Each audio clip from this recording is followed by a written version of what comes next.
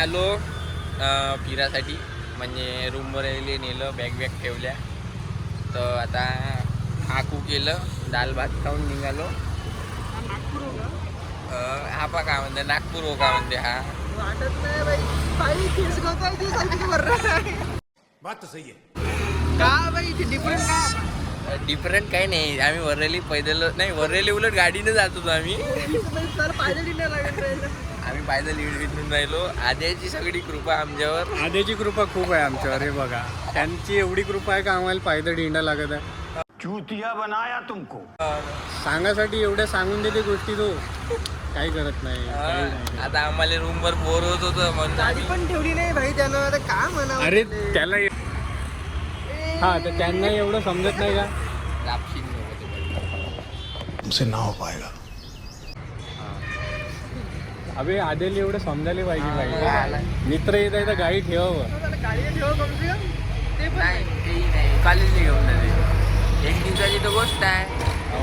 जाऊ दे आता. आद्या तू लवकर येऊन इथं काय सांगतो, फोन करून सांगा लागेल. मीच जातो बाई तुझ्याकडे. तर म्हणून आम्हाला बोर झालं. आम्ही म्हणून पैदल निघायला तयार झालो.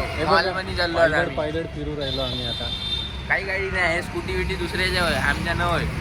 हे बघा, आपण पायदळ जाऊ. चल रे.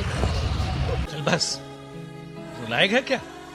पाहिजे तर असं आहे काही आमचा आद्या काही पर्याय खरं नाही नाही. आमच्याकडे म्हणून चालला पायदळ. असे लक्षात तुमचेही ठेवा. मित्र असेल असे तर नसेल तुमचे मित्र, असे तर नसेल आद्यासारखे. हा, हो बाई, आद्यासारखे नसेल कसं का?